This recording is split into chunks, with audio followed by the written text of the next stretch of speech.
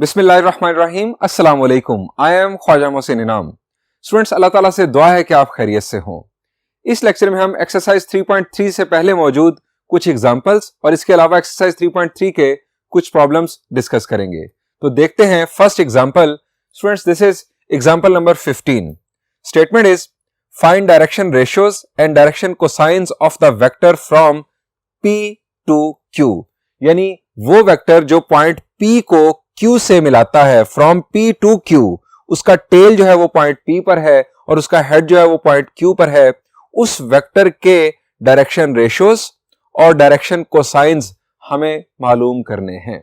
Students, सबसे पहली बात, क्या वो वेक्टर हमारे पास मौजूद है? The answer is no. Vector PQ कैसे आएगा? The answer is vector PQ का ब्रेकअप होगा OQ माइनस OP। अब क्या वेक्टर OQ और वेक्टर OP है? The answer is again no. Vector OP कैसे आएगा? जी, पॉइंट P से पॉइंट P का जो पोजीशन वेक्टर बनेगा वो वेक्टर OP होगा और पॉइंट Q से जो इस पॉइंट का पोजीशन वेक्टर बनेगा वो वेक्टर OQ होगा। सो हम पहले इन पॉइंट्स के पोजीशन वेक्टर्स बना लेते हैं। हम यहां लिखेंगे एज P4 8 माइनस 3। सो OP जो वेक्टर होगा उसको लिखने के दो अंदाज हो सकते हैं। एक तो आप स्क्वायर ब्रैकेट स्टाइल में जस्ट 4, 8, माइनस 3 लिखते हैं, स्क्वायर ब्रैकेट्स लगा दें तो ये P का पोजीशन वेक्टर होगा। दूसरा स्टाइल है IJ के फॉर्म में 4I plus 8J minus 3K as Q minus 1 6 2। So OQ आपके पास जो वेक्टर होगा वो होगा minus I plus 6J plus 2K। अब स्टूडेंट्स, हम वेक्टर PQ मालूम करते हैं। Vector PQ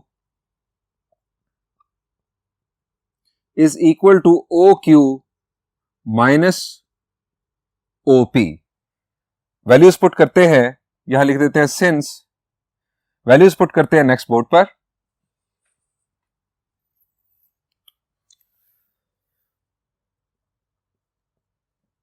vector PQ, OQ vector है minus I plus 6J plus 2K minus OP। Minus OP students हमारे पास वेक्टर है this one 4I, sign change होंगे, 4I minus 8J plus 3K PQ। Minus 1 minus 4 is minus 5 plus 6 minus 8 is minus 2 plus 2 plus 3 is plus 5। ये students हमारे पास आ गया vector PQ। हमें इस वेक्टर के डायरेक्शन रेशियोज और डायरेक्शन कोसाइंस मालूम करने हैं। स्टूडेंट्स, सबसे पहले बात करते हैं डायरेक्शन रेशियोज की। हम हेडिंग देते हैं यहां पर डायरेक्शन रेशियोज।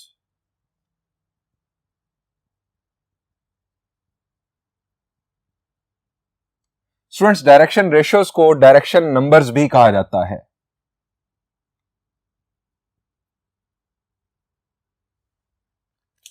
स्टूडेंट्स, जो कोएफिशिएंट्स होते हैं वो डायरेक्शन रेशियोज को रिप्रेजेंट करते हैं, डायरेक्शन रेशियो को रिप्रेजेंट करते हैं। सो -5 कॉमा -2 कॉमा +5।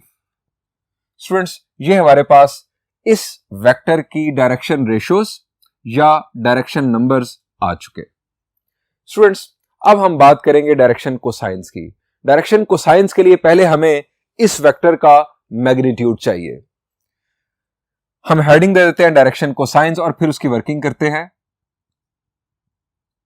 याद रहे कि ये हमें सीक्वेंस में लिखने हैं। पहले I कंपोनेंट का पहले I कंपोनेंट, फिर J कंपोनेंट और फिर K कंपोनेंट।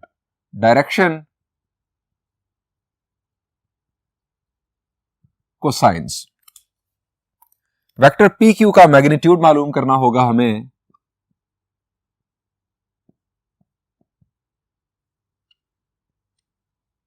-5 का स्क्वायर प्लस -2 का स्क्वायर प्लस 5 का square. 25 plus 25 is 50, 50 plus 4 is 54.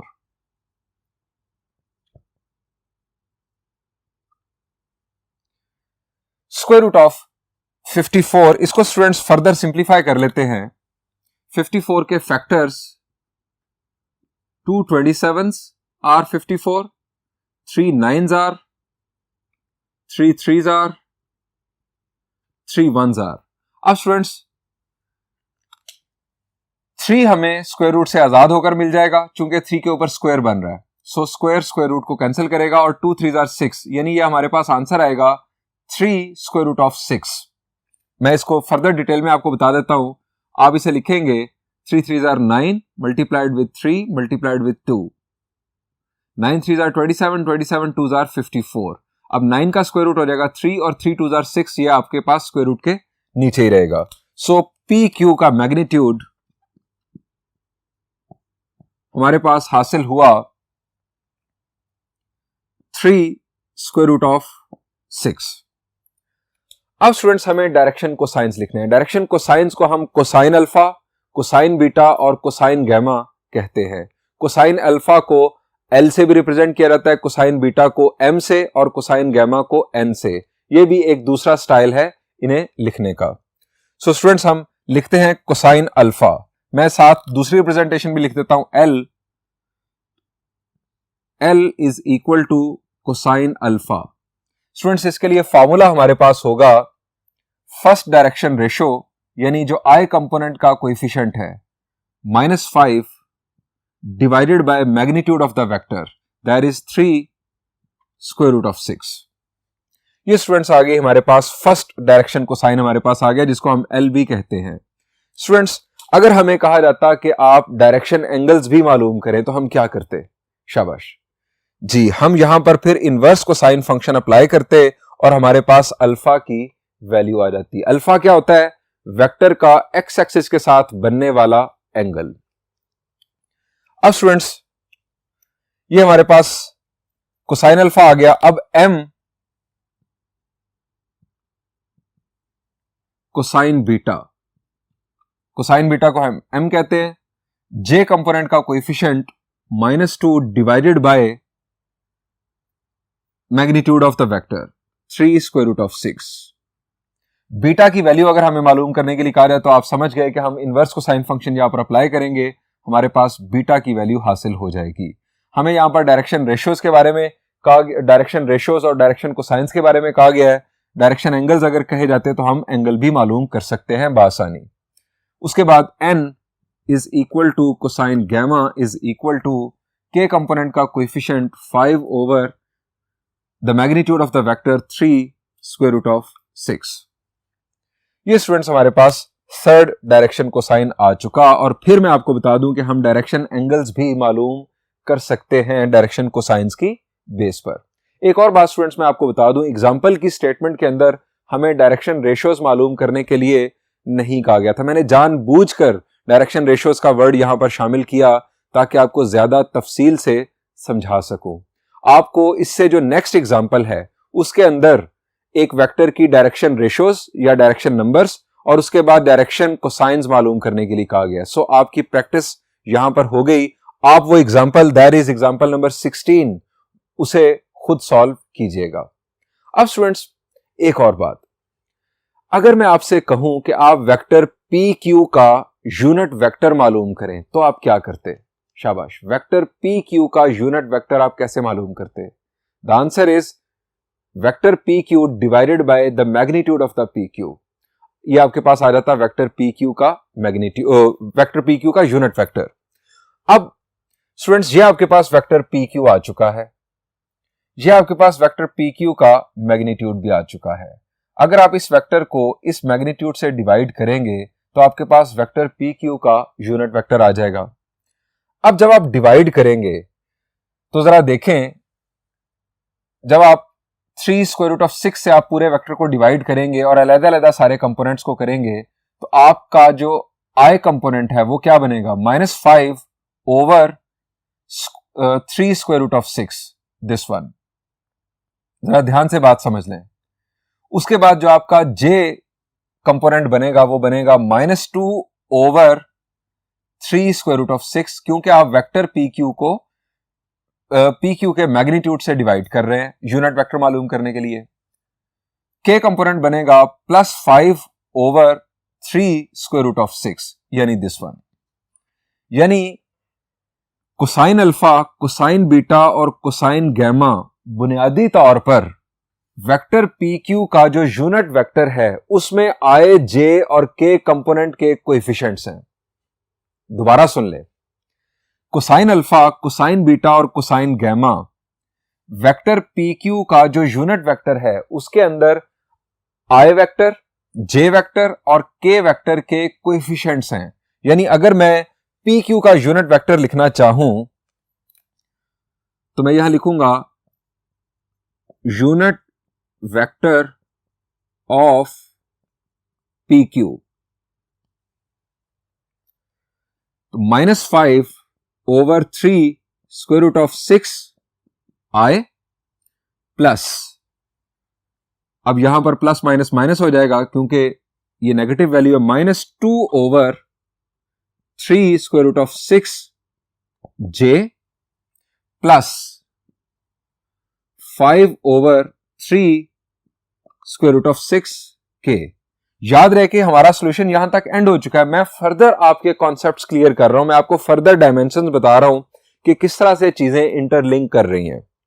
तो स्टूडेंट्स, ये यूनिट वेक्टर ऑफ PQ आ गया हमारे पास। यानी अगर हमारे पास डायरेक्शन कोसाइंस किसी वेक्टर के मौजूद हों तो हम उस वेक्टर का यूनिट वेक्टर भी बासानी लिख सकते हैं। और दूसरी तरफ यह बात भी दुरुस्त है कि अगर आप किसी वेक्टर का यूनिट वेक्टर जानते हो तो आप वहां से उस वेक्टर के डायरेक्शन कोसाइंस अलग कर सकते हैं। अगर आपके सामने लिखा हुआ है किसी वेक्टर का यूनिट वेक्टर, तो स्टूडेंट्स जो I कंपोनेंट का कोएफिशिएंट होगा वो कोसाइन अल्फा होगा, जो J कंपोनेंट का कोएफिशिएंट होगा वो कोसाइन बीटा होगा, और जो K कंपोनेंट का कोएफिशिएंट होगा वो कोसाइन गैमा होगा। कोसाइन अल्फा को आप L भी कहते हैं, कोसाइन बीटा को M भी कहते हैं और कोसाइन गैमा को N भी कहते हैं।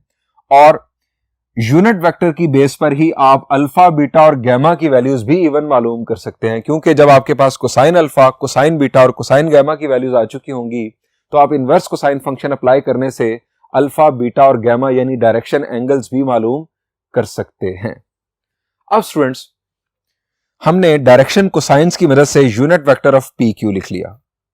अब अगर हमें कहा जाता कि आप इसके साथ ही अगर हमें कहा जाए कि आप एक ऐसा वेक्टर मालूम करें जिसका मैग्नीट्यूड 5 हो और वो वेक्टर PQ की डायरेक्शन में ही हो, तो हम क्या कर सकते हैं? द आंसर इज, अगर हम यूनिट वेक्टर को 5 से मल्टीप्लाई कर देंगे तो 5 मैग्नीट्यूड का वेक्टर आ जाएगा जो कि इसी की डायरेक्शन में होगा। यूनिट वेक्टर का मैग्नीट्यूड होता है 1।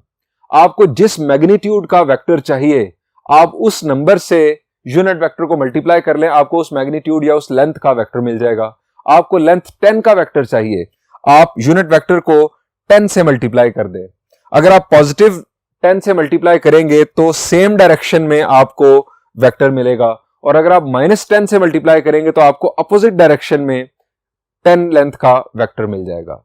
यानी आपके पास कितने डिफरेंट ऑप्शंस हैं based on direction cosines. Direction cosines की बेस पर हमने यूनिट वेक्टर भी लिख लिया, और फर्दर भी हम उस वेक्टर के पैरेलल या एंटी पैरेलल डिफरेंट मैग्नीट्यूड्स के वेक्टर्स मालूम कर सकते हैं। हमें सिर्फ करना क्या है, हम जिस मैग्नीट्यूड का वेक्टर मालूम करना चाहते हैं हम उस नंबर से यूनिट वेक्टर को मल्टीप्लाई करके वो वेक्टर मालूम कर सकते हैं। स्टूडेंट्स, एग्जांपल 16 के साथ साथ जो प्रॉब्लम नंबर 2 है आपकी एक्सरसाइज 3.3 के अंदर, वो भी अब आपका होमवर्क है। उसमें क्या कहा गया है, उसमें आपको 2 वेक्टर्स दिए गए, आपको कहा गया है कि इनके सम, इन वेक्टर्स के सम की डायरेक्शन में एक यूनिट वेक्टर मालूम करें। तो स्टूडेंट्स, आप उन दोनों वेक्टर्स का सम कीजिएगा और उसके बाद जो आपके पास वेक्टर आ जाए उसका यूनिट वेक्टर मालूम कर लीजिएगा। यूनिट वेक्टर, आप उस वेक्टर को उसके मैग्नीट्यूड से डिवाइड करेंगे, आपके पास यूनिट वेक्टर हासिल हो जाएगा। दूसरा रास्ता यह है कि आप उस वेक्टर के डायरेक्शन कोसाइंस, यानी वो जो सम वेक्टर है उसके डायरेक्शन कोसाइंस मालूम कर लीजिएगा। फिर डायरेक्शन कोसाइंस की मदद से आप इस पैटर्न पर उसका यूनिट वेक्टर लिख लीजिएगा। स्टूडेंट्स बढ़ता हूं एक और प्रॉब्लम की जानिब। Students this is example number 17। Statement is find the coordinates of P if OP is of length 6 units in the direction of OR where R is the point this। Students हमें एक point P है जिसके coordinates मालूम करने हैं। हमें बताया जा रहा है कि जो उस पॉइंट का पोजीशन वेक्टर है उसकी लेंथ 6 है और वो जो वेक्टर OP है वो वेक्टर OR की डायरेक्शन में है। अब वेक्टर OR भी हमें गिवन नहीं है, हमें पॉइंट R के कोऑर्डिनेट्स गिवन है। स्टूडेंट्स हम यहां पर क्या कर सकते हैं, हमें इनफैक्ट ये बताया जा रहा है कि जो वेक्टर OP है वो OR की डायरेक्शन में है और उसकी जो लेंथ है वेक्टर OP की वो 6 यूनिट्स है। स्टूडेंट्स हमारे पास यहां पर दो रास्ते हैं ये वेक्टर OP मालूम करने के, क्योंकि अगर हमारे पास वेक्टर OP आ गया तो हम पोजीशन वेक्टर से पॉइंट के कोऑर्डिनेट्स बआसानी बना सकते हैं। हमारे पास दो रास्ते हैं। एक रास्ता तो यह है कि हम पॉइंट R से वेक्टर OR मालूम करें। हमें कहा गया है कि जो वेक्टर OP है वो OR की डायरेक्शन में ही है लेकिन उसकी लेंथ 6 है। वेक्टर OR मालूम करने के बाद अगर हम वेक्टर OR का यूनिट वेक्टर मालूम कर लें तो यूनिट वेक्टर का मैग्नीट्यूड होता है 1। हम उस यूनिट वेक्टर को अगर 6 से मल्टीप्लाई कर देंगे तो 6 लेंथ का वेक्टर आ जाएगा जो कि वेक्टर OR की ही डायरेक्शन में होगा जो कि हमें कहा गया है, और वो इनफैक्ट वेक्टर OP आ जाएगा। जब हम वेक्टर OR के यूनिट वेक्टर को 6 से मल्टीप्लाई कर देंगे तो 6 लेंथ का वेक्टर आएगा जिसको हम वेक्टर OP कहेंगे। उस वेक्टर से हम P के कोऑर्डिनेट्स निकाल लेंगे। स्टूडेंट्स एक प्लान तो ये है। दूसरा प्लान डायरेक्शन कोसाइंस की सेंस में अगर हम देखें तो स्टूडेंट्स वेक्टर OR के डायरेक्शन कोसाइंस मालूम अगर हम कर लें तो डायरेक्शन कोसाइंस को आप, डायरेक्शन कोसाइंस क्या है जो मैंने अभी आपको बताया, डायरेक्शन कोसाइंस यहां पर दोबारा देखें, डायरेक्शन कोसाइंस गिवन वेक्टर के जो I, J और K कंपोनेंट्स होते हैं उनके कोएफिशिएंट्स होते हैं। अब अगर मैं डायरेक्शन कोसाइंस को मल्टीप्लाई कर दूंगा 6 से तो स्टूडेंट्स हमारे पास उस वेक्टर के I, J और K कंपोनेंट के कोएफिशिएंट्स आ जाएंगे जिसकी लेंथ 6 होगी। यानी यहां पर आप यूनिट वेक्टर नहीं इनफैक्ट लिखेंगे, आप डायरेक्शन कोसाइंस को ही 6 से मल्टीप्लाई करके वो डायरेक्शन रेशियोज मालूम कर लेंगे और डायरेक्शन रेशियोज से आप बुनियादी तौर पर जो पॉइंट के कोऑर्डिनेट्स हैं वो लिख सकते हैं। मैं आपको करके दिखाता हूं। अब ये इसका सॉल्यूशन स्टार्ट करते हैं।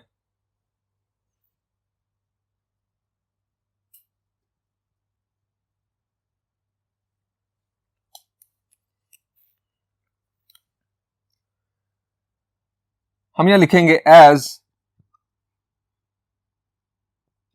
R2 - 1 4। So OR 2I - J plus 4K। 2I - J plus 4K हमारे पास OR आ गया। अब OR का मैग्नीट्यूड मालूम कर लेते हैं। मैग्नीट्यूड मैं क्यों मालूम कर रहा हूं, मैं वेक्टर OR के डायरेक्शन कोसाइंस मालूम करने जा रहा हूं। 2 का स्क्वायर प्लस -1 का स्क्वायर प्लस 4 का square whole square root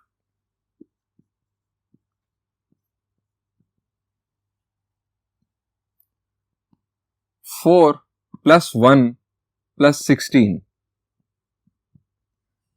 16 + 4 is 20, 20 + 1 is 21, square root of 21। अब दोबारा मैं आपको बता दूं, एक रास्ता आपके पास यह है कि आप वेक्टर OR का यूनिट वेक्टर मालूम कर लें, उस यूनिट वेक्टर को आप 6 से मल्टीप्लाई करें, आपके पास वेक्टर OP आ जाएगा और फिर उस वेक्टर OP से आप कोऑर्डिनेट्स बना लें। ये बिल्कुल सीधा सा रास्ता है, ये ज्यादा सिंपल है समझना, लेकिन मैं खुद ये चाहता हूं कि मैं आपको डायरेक्शन कोसाइंस की तरफ से भी ये सॉल्यूशन करके दिखाऊं। उसका फायदा क्या हो सकता है, आपको कोई MCQ आ सकता है, कोई ऐसा शॉर्ट क्वेश्चन बनाया जा सकता है जिसमें आपको डायरेक्शन कोसाइंस गिवन हो और आपको उसकी बेस पर वर्किंग करने के लिए कहा जाए। तो आपको पता होना चाहिए कि डायरेक्शन कोसाइंस की बेस पर हम कोई वेक्टर कैसे मालूम कर सकते हैं। सो हम डायरेक्शन कोसाइंस अब लिखते हैं वेक्टर ओ आर के। डायरेक्शन कोसाइंस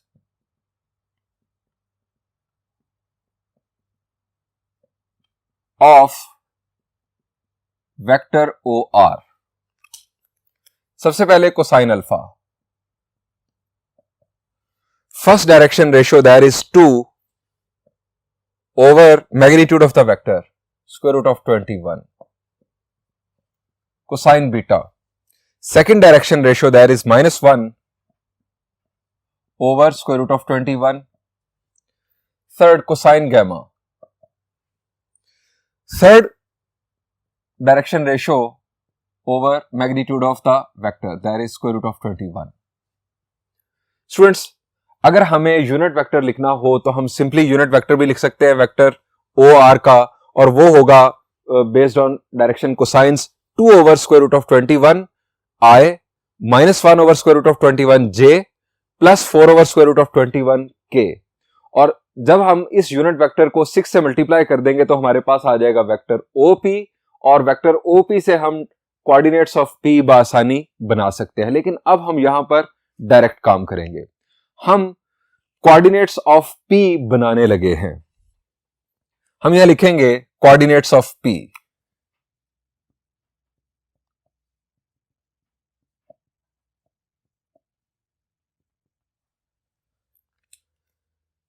ये स्टूडेंट्स हमारे पास I कंपोनेंट का कोएफिशिएंट है, ये J कंपोनेंट का कोएफिशिएंट और ये K कंपोनेंट का कोएफिशिएंट। इन्हें 6 से स्टूडेंट्स मल्टीप्लाई कर देते हैं हम।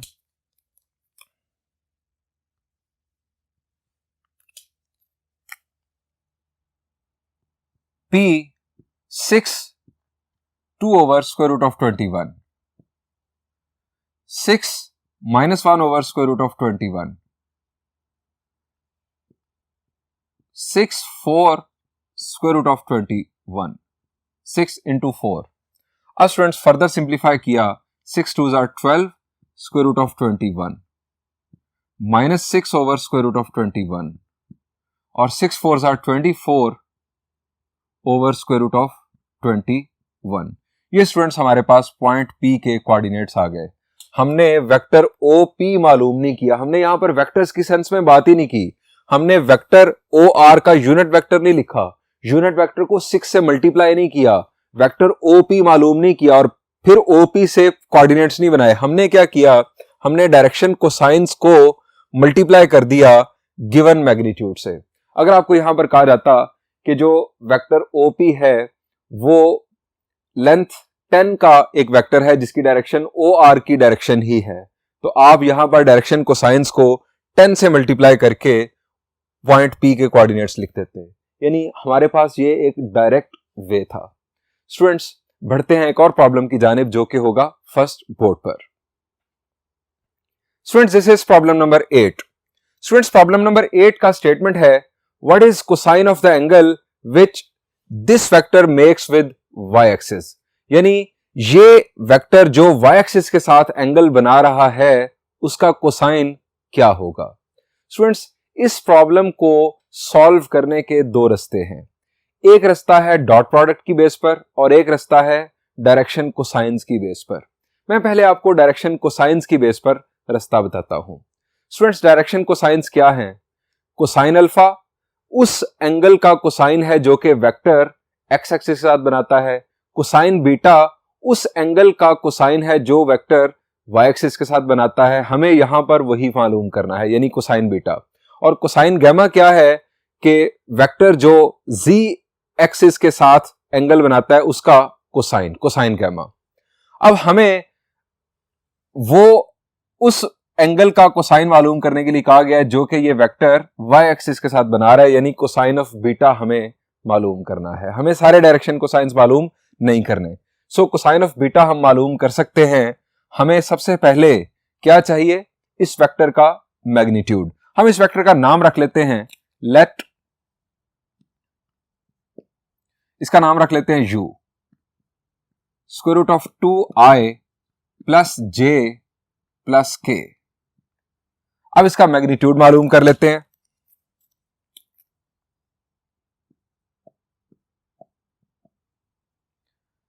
स्क्वायर रूट ऑफ 2 का स्क्वायर प्लस 1 का स्क्वायर प्लस 1 का स्क्वायर होल स्क्वायर रूट। अब ये 2 स्क्वायर रूट और स्क्वायर कैंसिल होगा तो ये 2 प्लस 1 इज 4 स्क्वायर रूट। तो u मैग्नीट्यूड स्टूडेंट्स हमारे पास आ गया 2। अब स्टूडेंट्स अगर हमें कहा गया है कि आप उस एंगल का कोसाइन मालूम करें जो कि ये वेक्टर y एक्सिस के साथ बना रहा है, तो हमें कोसाइन ऑफ बीटा मालूम करना है। हम सिर्फ डायरेक्शन रेशो देखेंगे जो कि j कंपोनेंट के साथ है। हम यहां पर लिखेंगे कोसाइन ऑफ बीटा। हम यहां पर लिखेंगे since angle between vector and y axis is denoted by beta, so cosine of beta is equal to, जो y कंपोनेंट होगा फॉर्मूला मैं लिख रहा हूं y ओवर u मैग्नीट्यूड, यानी हमारे पास डायरेक्शन रेशो जो y कंपोनेंट है that is +1 over u magnitude that is 2। ये स्टूडेंट्स आ गया हमारे पास कोसाइन ऑफ बीटा। अब स्टूडेंट्स अगर हमें कहा जाता है कि आप उस एंगल का कोसाइन मालूम करें जो वेक्टर x एक्सिस के साथ बना रहा है, तो हमें कोसाइन ऑफ अल्फा मालूम करना था। वो होता हमारे पास स्क्वायर रूट ऑफ 2 ओवर 2। और अगर हमें कहा जाता है कि आप उस एंगल का कोसाइन मालूम करें जो वेक्टर z एक्सिस के साथ बना रहा है, तो उसका आंसर भी यही होता है, चूंकि z कंपोनेंट भी यहां पर 1 है, 1 ओवर 2 उसका भी आंसर आ जाता। अगर स्टूडेंट्स हमें एंगल मालूम करने के लिए कहा जाता जो ये वेक्टर x एक्सिस या y एक्सिस या z एक्सिस के साथ बना रहा है, तो हम स्टूडेंट्स यहां पर अगर हमें बीटा मालूम करने के लिए कहा जाता वो एंगल जो कि ये वेक्टर y एक्सिस के साथ बना रहा है, तो हम यहां पर इनवर्स कोसाइन फंक्शन मालूम अप्लाई करके वो एंगल मालूम कर सकते थे। और बीटा की वैल्यू यहां पर आ जाती कोसाइन इनवर्स ऑफ 1 ओवर 2। आप जानते हैं कि वैल्यू होती है 60। स्टूडेंट्स यहां पर इस मेथड के तहत तो सॉल्यूशन एंड हुआ, लेकिन अगर हम इसे डॉट प्रोडक्ट की बेस पर करें तो क्या करते हैं?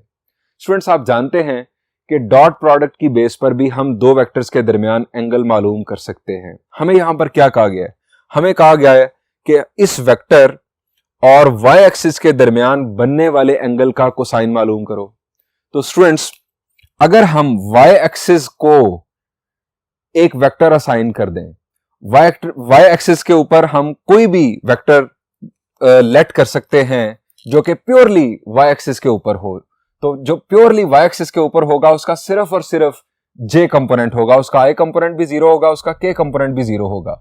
हम वो वेक्टर लेट कर सकते थे, लेट ये वेक्टर अगर u है तो वो वेक्टर लेट हो सकता था, आप उसे लेट कर लें 1j या 2j प्लस या 3j या 4j, यहां पर कोई भी आप रियल नंबर लिख सकते हैं। स्टूडेंट्स ये कोई भी वेक्टर जिसमें यहां पर एक रियल नंबर हो और साथ आपके पास j हैट लिखा हो, ये सारे वेक्टर्स जो हैं, ये इनफाइनाइट नंबर ऑफ वेक्टर्स ये y एक्सिस के ऊपर है। आप इस वेक्टर और u वेक्टर के दरमियान आप कोसाइन ऑफ थीटा मालूम कर सकते थे। फॉर्मूला क्या होता?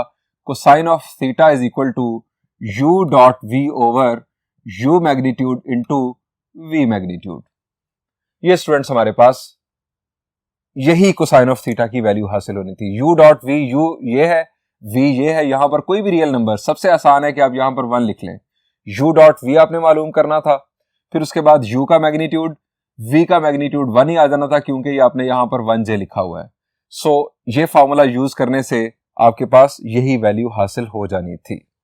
बहरहाल हम इसे डायरेक्शन कोसाइंस के कंसेप्ट की बेस पर सॉल्व कर चुके। बढ़ते हैं एक और प्रॉब्लम की जानिब। Students, this is example number 18. Statement is, a vector v has inclination 60 degrees to ox vector. यानी ओ एक्स वेक्टर जो कहा गया है इसका मतलब है कि एक्स एक्सिस को वेक्टर कहा गया है। 45 डिग्रीज टू ओ वाई, यानी वाई एक्सिस के साथ बनने वाला जो एंगल है वो 45 डिग्रीज है। Find its inclination to O G, यानी जी एक्सिस के साथ बनने वाला जो एंगल है वो हमें मालूम करना है। पहली बात, यानी फिर दोबारा एक दफा मैं बता देता हूं आपको कि वेक्टर v का x एक्सिस के साथ बनने वाला जो एंगल है वो है 60 डिग्रीज, y एक्सिस के साथ बनने वाला जो एंगल है वो है 45 डिग्रीज। हमें z एक्सिस के साथ बनने वाला एंगल मालूम करना है, एक बात। उसके बाद हमें बताया गया है कि वेक्टर v का मैग्नीट्यूड 12 है। इस बात को शामिल करके पिछली इंफॉर्मेशन के express v as this, vector v को कंपोनेंट फॉर्म में लिखकर दिखाओ। स्टूडेंट्स, मेरा सवाल आपसे यह है कि किसी वेक्टर का जो एक्स एक्सिस के साथ एंगल बनता है उसे कहते क्या है? The answer is alpha. इसका मतलब है ये अल्फा की वैल्यू है। और वाई एक्सिस के साथ बनने वाला एंगल बीटा, जी एक्सिस के साथ बनने वाला जो एंगल है वो है गैमा, जो हमें मालूम करना है। स्टूडेंट्स, अल्फा मौजूद, बीटा मौजूद, गैमा मालूम करना है। वेक्टर हमारे पास है नहीं कि हम उस वेक्टर के का यूनिट वेक्टर मालूम कर ले और यूनिट वेक्टर के जो कंपोनेंट्स हैं उन्हें हम कोसाइन अल्फा, कोसाइन बीटा और कोसाइन गैमा कहकर कोसाइन गैमा की वैल्यू से हम गैमा की वैल्यू निकाल लें। ये तो रास्ता स्टूडेंट्स हम यूज कर नहीं सकते क्योंकि हमारे पास वेक्टर v इटसेल्फ मौजूद ही नहीं है।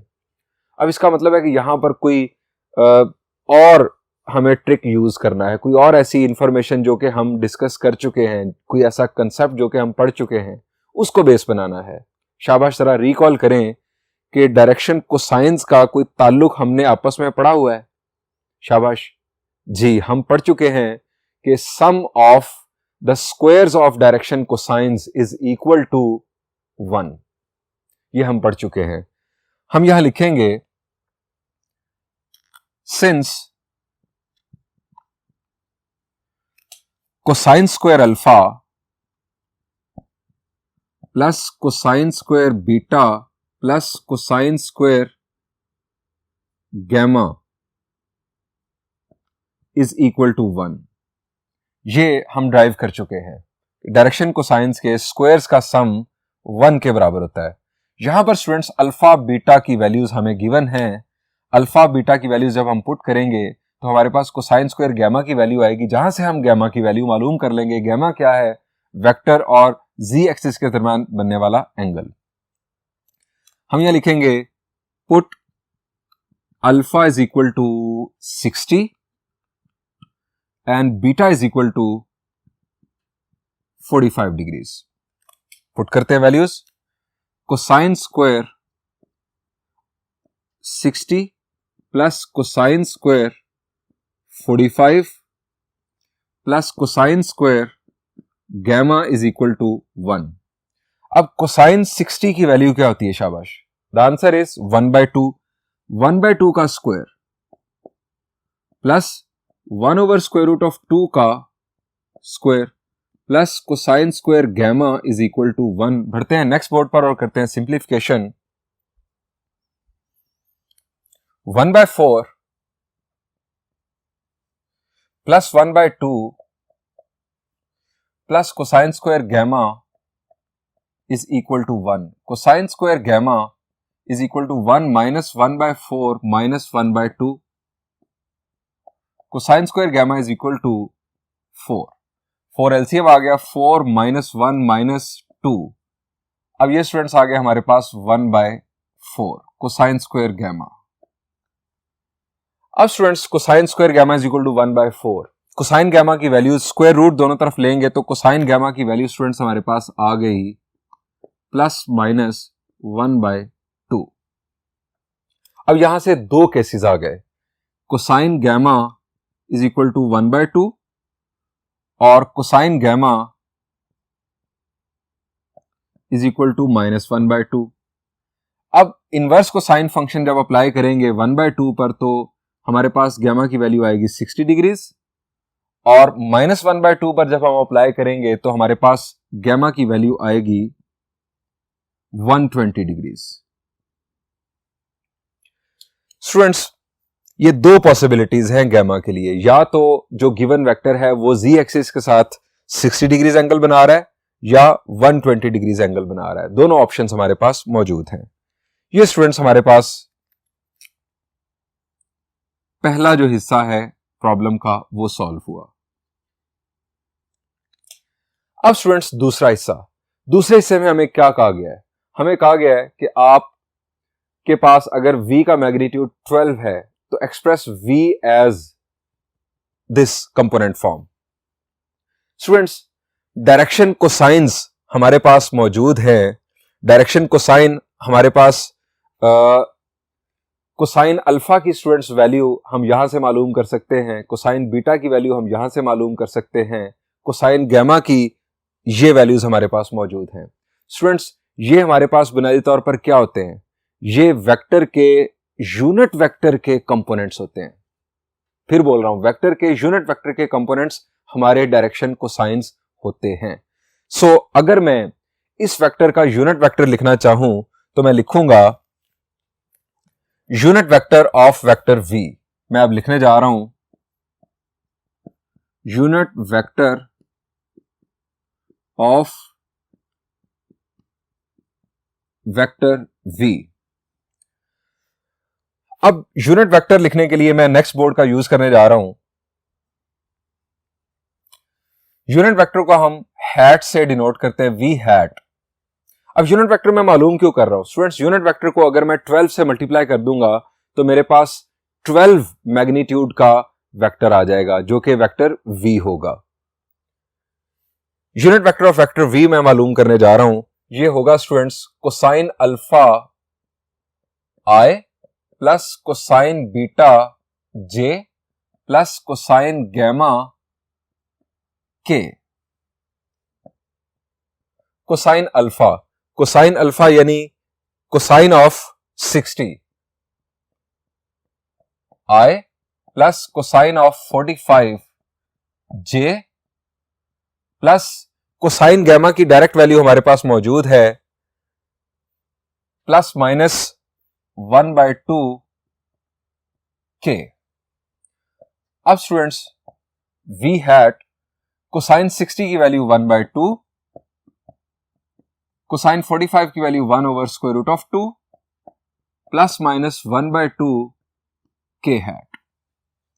अब स्टूडेंट्स 12 मैग्नीट्यूड हमें बताया गया था कि वेक्टर v का है, तो वेक्टर v हम लिखेंगे as v magnitude is equal to 12, so v is equal to 12 times of v hat. ये हमारे पास इसका आंसर। तो वेक्टर v मैं लिखने जा रहा हूं, vector v is equal to 12। अब 12 तमाम कंपोनेंट्स के साथ मल्टीप्लाई हो जाएगा, 12 into 1/2 i plus 12 into 1/√2 j plus minus 12 into 1/2 k। Simplify किया तो 2 6 are 12, ये 6 i हैट प्लस यहां पर सिंप्लीफिकेशन नहीं होगी, 12/√2 j, आप डेसिमल में नहीं जाएंगे, प्लस माइनस 6 k। 2 6 are 12, अब ये प्लस माइनस यहां पर मौजूद।